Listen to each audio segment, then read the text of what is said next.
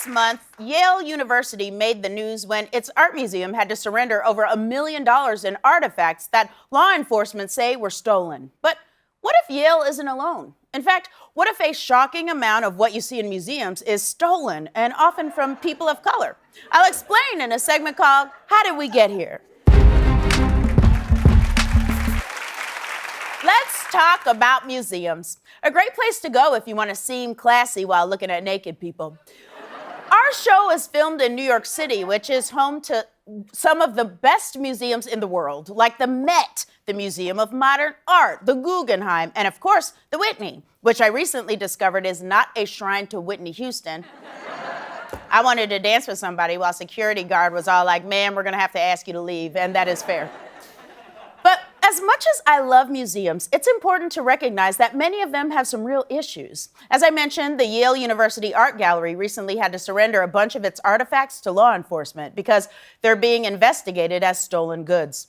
The art allegedly came from a smuggling ring that was responsible for the theft of objects valued at more than $145 million. So even though the museums or foundations paid for the artifacts, it turns out they don't actually own them. It's like, if a guy stole my car and then sold it to someone else, the new owners still have to give me back my car, and they should also have to detail it because it's full of crumbs. So this is a really clear-cut case. A guy allegedly stole a bunch of stuff, and when people realized it, the museums had to give the stuff back. But what if instead of one person, it was entire countries doing the stealing?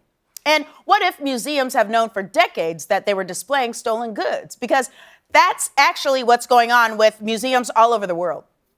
To explain, let me introduce you to the Royal Museum for Central Africa in Belgium.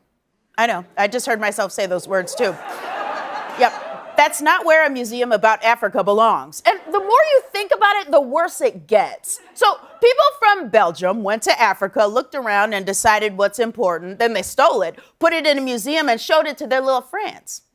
That's why, when you watch Black Panther, some people think Eric Killmonger is the villain, and some people think he's the guy making some good points. Now, a little background here. Yeah, I know. I cheered for him, too, in the theater. But mostly for the haircut. His hair is untouchable.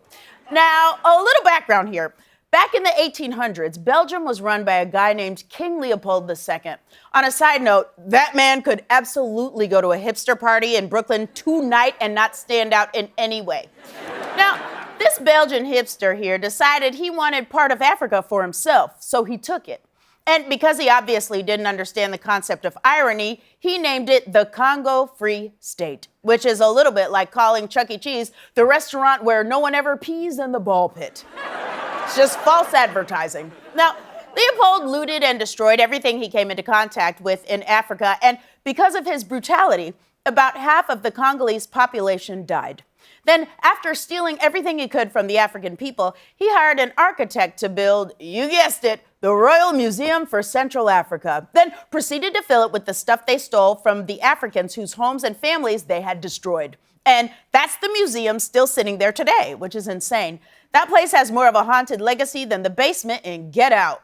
Now, obviously, the Belgian Museum is an extreme example, but museums all over the world are proudly displaying stuff that was stolen from other cultures, which isn't that surprising. It turns out people in Egypt weren't like, yeah, girl, take my ancestors' mummified body and let second graders get peanut butter all over it on a field trip. But however bad you're thinking all this is, it's actually worse. Because according to UNESCO, currently 90% to 95% of sub-Saharan cultural artifacts are housed outside of Africa. That's like finding out 95% of the Real Housewives in Atlanta live in Duluth. Now, part of you might be saying, but isn't it good for people to see artifacts from other cultures? Aren't these museums doing a service? And the answer is sure. Sort of. But even if you're doing something good, you don't get to do it with stolen stuff. Remember when someone stole my car earlier? Even if the new owners are really nice people who are using it to drive a bunch of nuns to choir practice, it is still not okay, but it is a fantastic idea for a Sister Act sequel.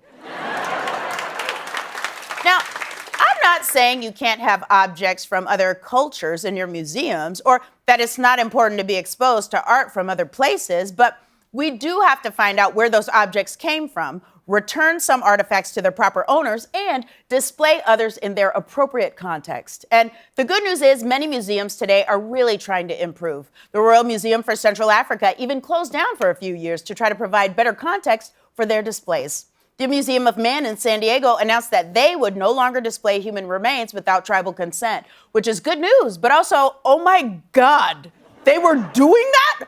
That is the most disturbing San Diego-related news since we lost this woman. Where is she? Carmen, for the love of God, why can't you just settle down?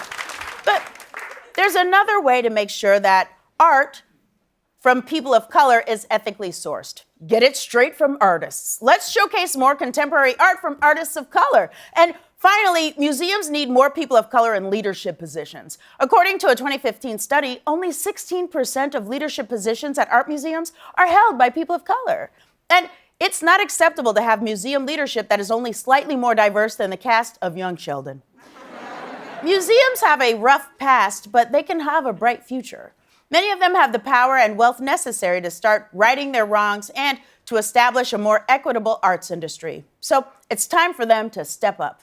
And if they want to start with a Whitney Houston exhibit at the Whitney, I wouldn't be mad because I believe the children are our future. This has been How Did We Get Here?